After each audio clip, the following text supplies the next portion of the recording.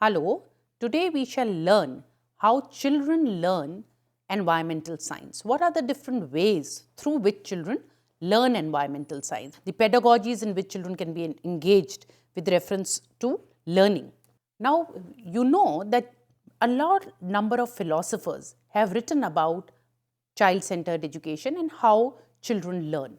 For example, Froebel has written that children are interested in real-life tasks and activities, pretending and fantasy and rules and rituals.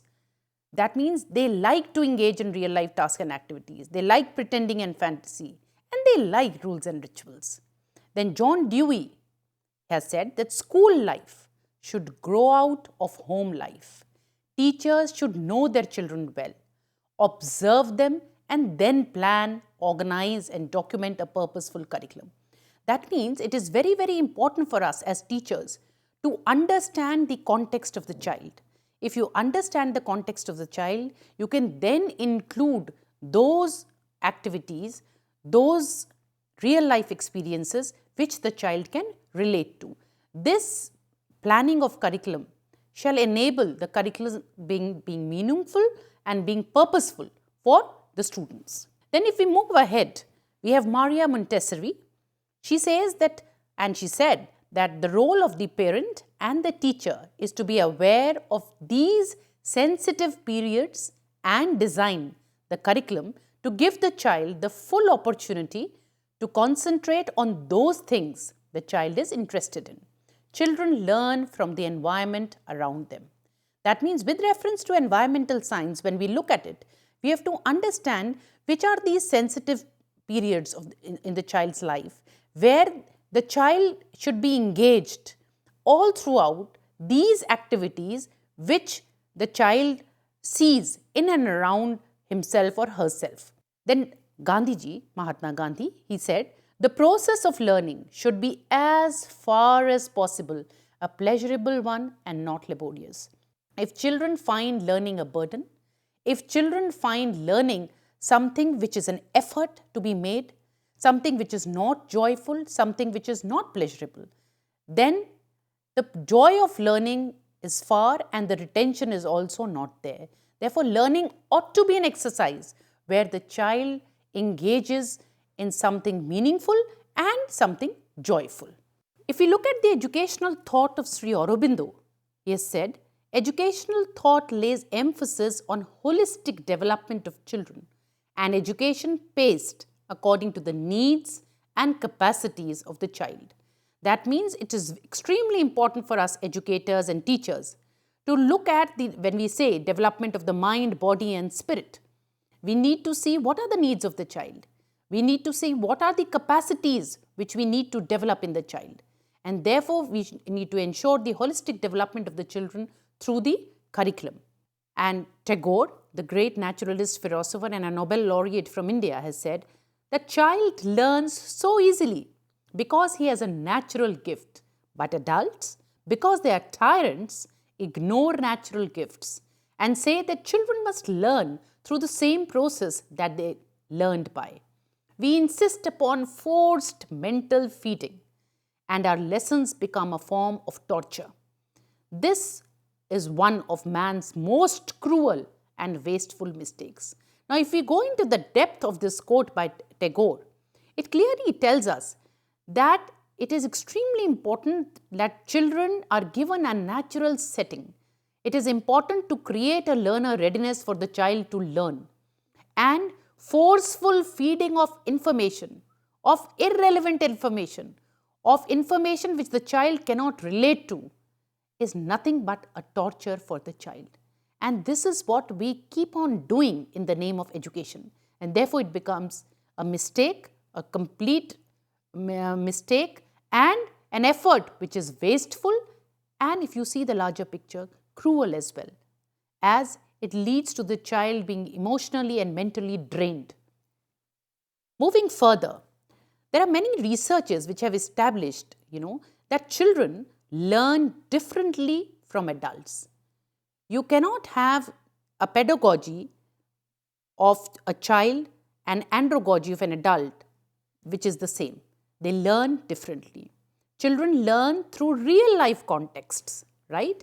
Their context which they can relate to, the context which is their immediate context, the context from which they see life's experiences and thus learn from them. And most importantly, as John Dewey has always said, children learn by doing. By engaging children on hands-on activities, we make children learn, or they learn themselves by engaging in those activities. They learn from their surroundings and their environment. Most of the philosophers have time and again given us the relevance of the naturalistic surroundings, that let the child be in the naturalistic surroundings such that the child learns. Surroundings have enough teaching learning material, cost-effective teaching learning material, which you can utilize as environmental science teachers to make them learn. And by reconstructing and constructing meanings from experiences in their environment. For example, when you take them for nature walks, you take them for field trips, you ask them to write creative expressions, it is very important that when you engage them in these kind of constructivist activities, you have a discussion on them. And from their experiences, you learn or you construct meaning with reference to their environment. So it is very important for us educators to know that children have different ways of learning, unlike adults. Then all children, NCF 2005 has said very clearly that all children are naturally motivated to learn and are capable of learning. This is very important for us educators and teachers to understand. Never should you give a child a label that this child is not capable of learning. Each one of them has a natural inborn motivation to learn, and they're all capable. So let us not give these labels to children with reference to they not being capable of learning. Each one of them is capable, each one of them is motivated, and we need to create the right kind of teaching learning environment for them such that they learn to the best of their capacities. Then, making meaning out of what they learn. It is very, very important that whatever we learn, we understand that this is relevant for us. We understand that this is what we can use in our life. And we know that once I learn this, this will be productive. This will be something which I can use in my life. Therefore, forming those connections with my real life is very, very important for any learning to take place. And of course, developing the capacity for abstract thinking, reflection are important aspects of learning. If you're able to take a child from concrete experience to an abstract one, such that the child can visualize and understand different aspects of a problem by engaging in critical thinking and on reflecting on the problem on hand, then these are important aspects of learning which you have achieved. And it is very important that through environmental science, you engage students in such a way that their abstract thinking, their critical thinking, and their reflection on different aspects of the environment are an important part of their learning experience.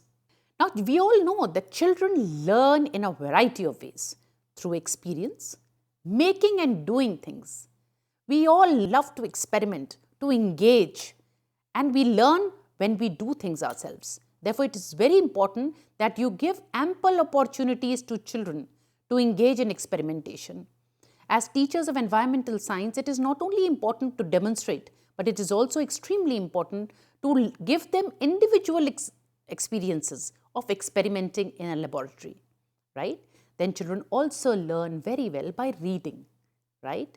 By discussion, by asking. Questions ignite the mind. Therefore, it is very, very important that we have a teaching learning environment where children's voices are not only listened to, but they are also motivated to ask questions, right? Once they learn to ask questions, then we move to the next aspect of developing their critical thinking. One of the very important ways of developing critical thinking is by making them ask questions and also to hear those questions which they raise and making them reflect on the questions and the answers after the discussions are held. Children also learn by expressing oneself in speech, in movement or writing, both individually and with others. That means either you have individual activities or you have group activities of children wherein you engage them with reference to their speech, you engage them in movement, or in writing. We as teacher educators and we as teachers in schools, we need to give opportunities to our children such that all kinds of the above activities are part of their course of development. Now, if we move further, that adults learn differently than children, we need to know that adults learn mostly with a cognitive approach, emphasizing on learning of concepts, principles, and problem solving, and gain mastery over the content area. He or she understands the benefit needed to be derived from learning areas, focusing on transfer of knowledge seriously. This is how adults are different than children. The need of the adult decides the area of learning, and he or she learns with intention and constructs knowledge. However, if you see, the child is not very serious or a willing learner. The situation influences him or her to formulate knowledge by interacting with environmental forces acting around. Influence of superiors, peers, teachers, and their natural inquisitiveness and curiosity create learning situations for young learners, mostly in societal contexts. Trial and error, habituation, intuition also play a role in his or her learning so as to formulate as well as to apply knowledge in identical situations. That means children are conditioned or they see something in action and they model that behavior, right? They have a lot of influences on them which formulate their knowledge or which enable them to construct their knowledge from their immediate context. Environment plays a very, very important role in the life of a child with reference to the learning which takes place. In making children learn, it is extremely important to relate the content being taught with their own life experiences and to engage them in activities they find interesting. And in environmental science, there are plethora of activities which you can engage your students with such that they are motivated to learn better. Interesting activities, for example, segregation of waste, segregation of garbage, you have making of a solar water heater, or you can have a small model of a hydroelectric power plant. You can engage them in activities of rainwater harvesting. You can engage them with reference to the switching off of lights, conservation of water, and then ask them that how much their conservation efforts led to with reference to, for example, when they learn by conservation of electricity by CFLs, then let them the teacher should ask them, compare your electricity bills of the previous month with this year with reference to when you've put CFLs in your homes. And then, it gives them a clear indication with reference to how conservation of power can have a direct link with reference to putting the CFL bulbs. So, engaging them in hands-on activities as a teacher is very, very important. Many things when we teach and they are not able to draw their connections with their immediate environment, they are unable to believe. Therefore, to establish those connections, to establish the cause and effect relationship, it is very, very important that we engage them in experimentation, small experimentation, such that they are able to understand the cause and effect relationships. And when you teach them giving real life examples, they are not only able to understand the concepts, but there is better retention too. Long-term memory has those concepts retained for a long time because they have done it with their own hands and they relate to it, and thus they are able to retain it better. Now, we also need to know that environmental science has some very unique features as a subject. First of all, it is very interdisciplinary. For example, you can relate environmental science to geography.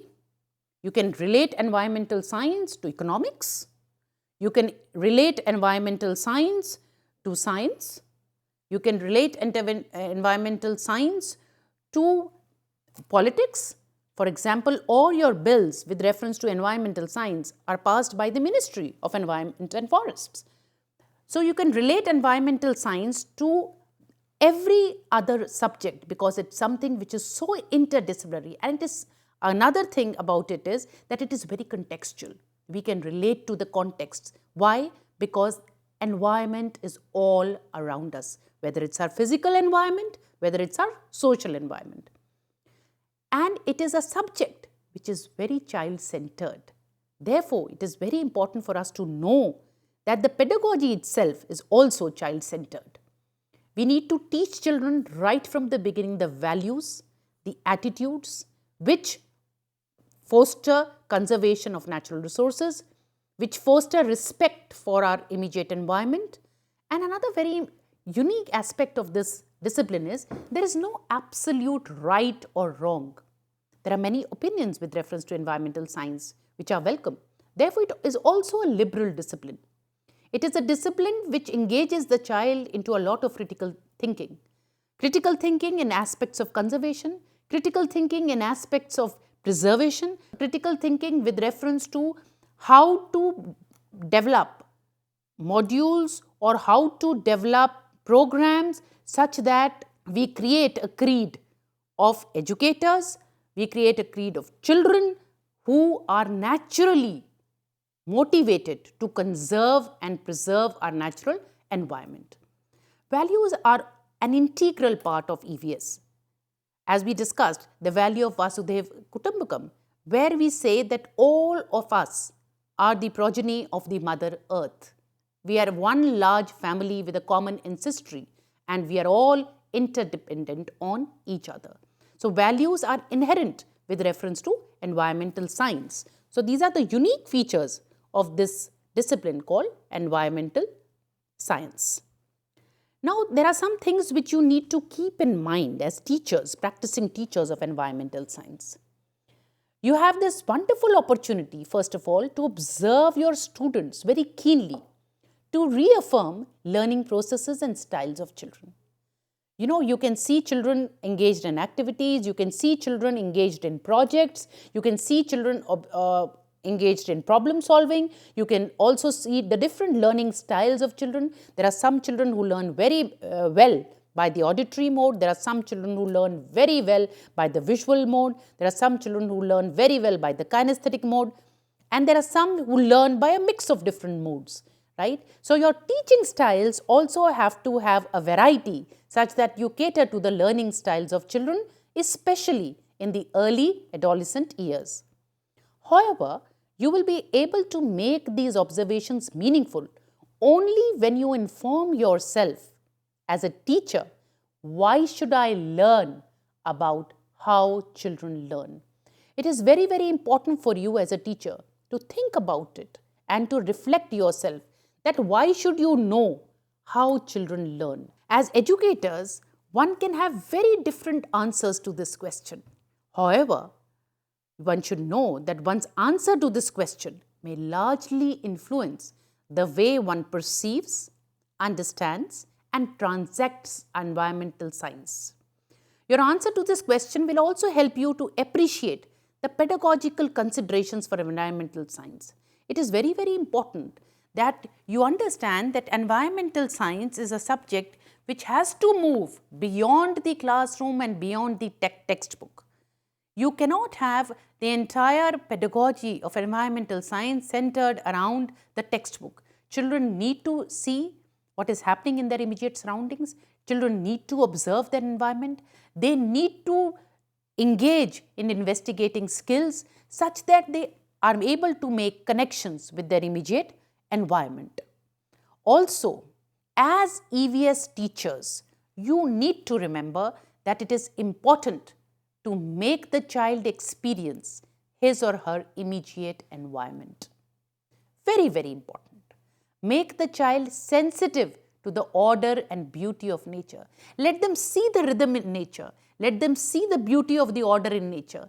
Let them see the beauty of the flowers, of the diversity of insects, birds, that kind of diversity which nature offers us. And let the child engage in exploration activities for themselves. When children discover things for themselves, their joy is multiplied. Therefore, it is extremely important for us as educators to engage them in exploration activities. And one should have a mix of individual and group learning activities. When you have a mix of individual and group learning activities, it caters to both the kinds of children. In the sense, children who prefer to be engaged in individual activities and children who like to engage in group learning activities. So it's important that you engage children in both type of activities. And would also be very interesting if you could group children with reference to their hemispheric orientation. In the sense, the left and the right hemisphere of the brain, we have different learning styles. If you group children according to that, that also makes the group very, very complete and lively and something which brings out the capacities of the groups as a whole. Above all, inculcate attitudes. It's not easy to inculcate attitudes, but if we begin right at the formative years, right in the beginning, we can inculcate for sure the right attitudes for the conservation of natural resources. If we are able to inculcate positive attitudes with reference to conservation of natural resources, you will not find children plucking flowers. You will not find plants drying out of water. You will not find children, hitting stray animals.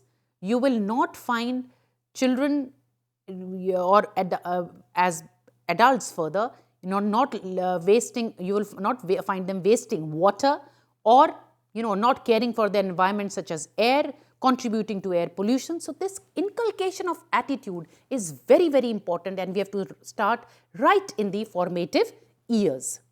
Now I would like to read a very beautiful poem to you, right? This poem has been written by Sylvia Struts and it's entitled Want, which brings out the essence of conservation and of what we do with the environment and the bounty of nature. The sands of time have rendered fear. Blue skies on high no longer clear. Stars were bright whence they came, now dimmed, obscured, pollution's haze.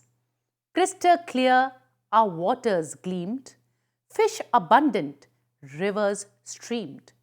Ocean floors sandy white, now littered, brown, pollution's plight. Look at how the poet has given you a clear indication of what it was and what it is becoming.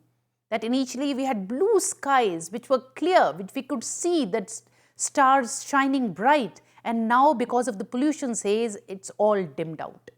The waters were crystal clear, we could see the fish in abundance in the rivers and the streams, and the ocean floors could be clearly seen. But now they too are littered and they are brown because of pollution's plight. Then trees tarred high above, trunks barring professed love, birds chirping from sights unseen, gone, paper joined, pollution's team. One can't blame pollution alone. As they say, you reap what you've sown. So let us plant a better seed, tear out old roots, cultivate weed. It's very, very important that we understand the essence of the poem which the poet Sylvia Struts has written, Want. She is warning us that we need to conserve, otherwise there is no use of blaming each other, as ultimately you sow what you reap. So if you plant trees, if you plant seeds, you have trees. And if you want to see birds chirping, high towering trees, then we need to conserve. We need to have cultivation which is productive. We need to stop the destruction of our natural resources. And this poem also brings out, this is a creative expression. I've read out this poem to you because I wanted to tell you how these poems can be used as a mode and how children can be made to learn through poems also in environmental science. With these words, today we have learned how children learn. What are the different dynamics which children learn through and what are the different ways which children learn. Keep this in mind to make your teaching learning engaging. Keep this in mind to make your teaching learning more meaningful and above all so that it is joyful and learning remains with the children for a long amount of their time such that they become champions in the cause of nature and live harmony or in sync with nature. It is very important as teachers to make children learn such that they learn to conserve their nature. They learn to see earth as their mother. And if you learn to see earth as your mother, you learn the art of conservation. You learn to love and care for Mother Earth unconditionally. Therefore, it is very important as pedagogues to understand the essence of how children learn. We should learn that children always learn by making connections with their immediate environment.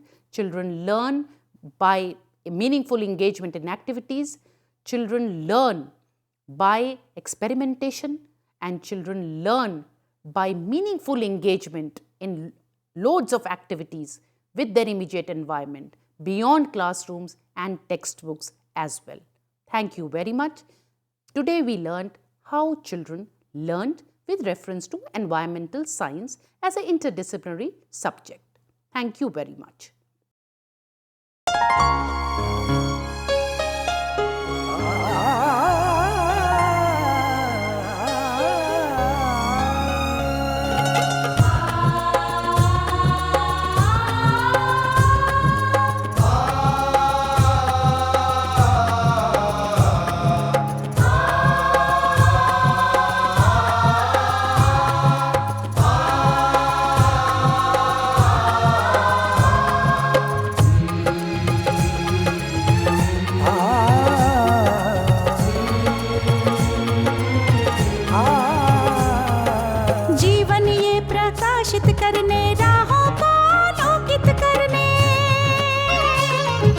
जीवन ये प्रकाशित करने राहों को आलोकित करने हम अपना दीपक स्वयं बने, हम अपना रास्ता स्वयं चुने।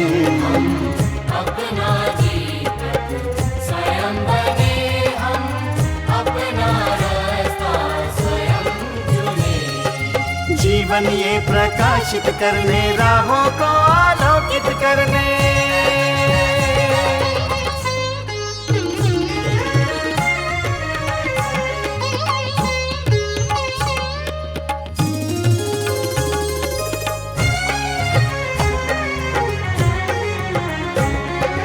धन साधन समय की सीमा से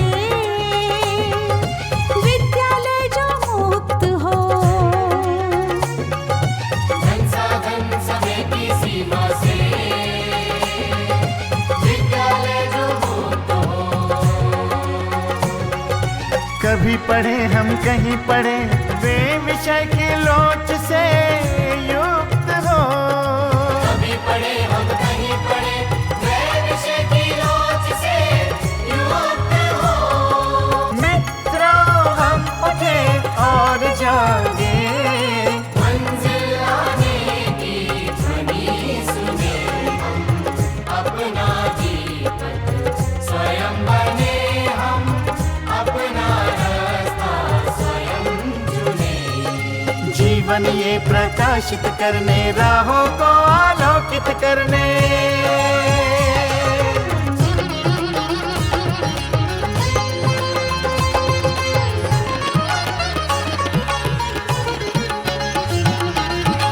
राष्ट्रीय मुक्त विद्यालय का है द्वार खुला सबकी खातिर। शिक्षा परीक्षा का अवसर एक बार ही क्यों मिलता फिर।